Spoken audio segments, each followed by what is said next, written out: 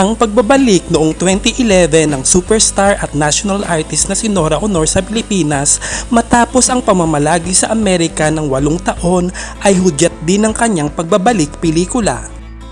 Ito ay ang indie film na Die Womb o Sinapupunan sa direksyon ng award-winning director Brillante Mendoza sa kanyang film production na Center Stage. Una itong ipinalabas sa kompetisyon sa Venice International Film Festival noong September 6, 2012 at nagwagi si Nora dito ng Bisato Best Actress Award mula sa mga independent critics. December 25, 2012 naman ang local release as part of MMFF kung saan umano'y ito ng maraming awards. Namayagpag ang Die Womb sa dami ng parangal at papuri ng mga kritiko at sa napakaraming international film festival na ipinalabas ito.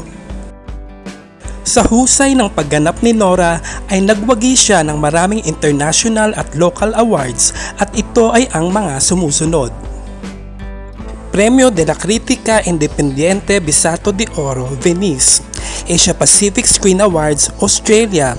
Asian Film Awards, Hong Kong. Sakhalin International Film Festival, Russia. Metro Manila Film Festival, Young Critics Circle. Gawad Urian Awards. Gawad Pasado, Gawad Tanglaw. Gawad Henyo, Gawad Tangi for Films, Philippine Edition Movie Awards, Philippine Psychiatric Association, SISA Awards. 2013 and 2014 ani ng Dangal Awardee NCCA. 2013 and 2014 Indie Bravo Awardee, Philippine Daily Inquirer.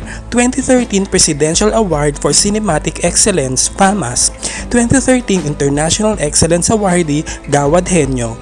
2013 Pambansang Dangal ng Sining sa Pagganap, Balatka.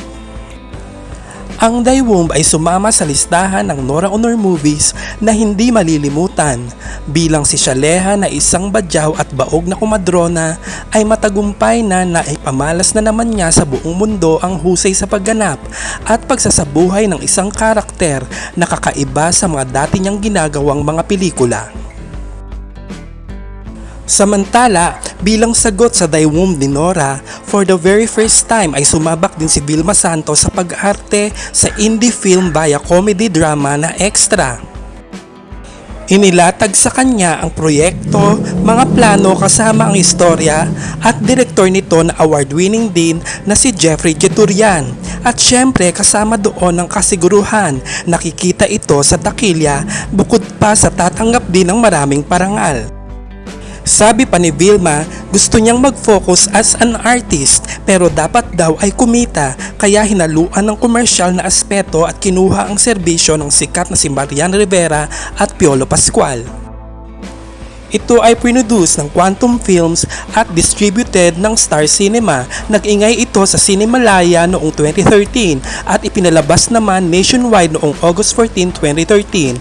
Ginastusan ng ABS-CBN at Star Cinema ang promo nito upang masigurado ang magandang box office result at inasahang gagawa din ng matinding ingay sa mga international film festivals.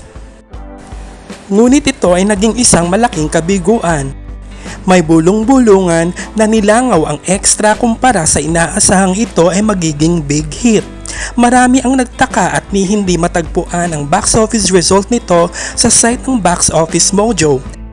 Matumal din ang International Film Festival screening nito. Isinabmit nila ito bilang entry sa Cannes International Film Festival pero hindi ito nakapasa. Pati na ang Best Actress Awards ay halos 3 piraso lang ang nakamit ni Vilma. Ito ay ang mga sumusunod. Cinemalaya 2013, Gawad Tanglaw 2014, Dhaka International Film Festival 2013. At ang questionableng Houston International Film Festival na kailangang bilihin ang trophy. Bigo si Vilma na tapatan ang Die Womb ni Nora katulad ng pagkabigo ng mga nakaraang tapatan nila.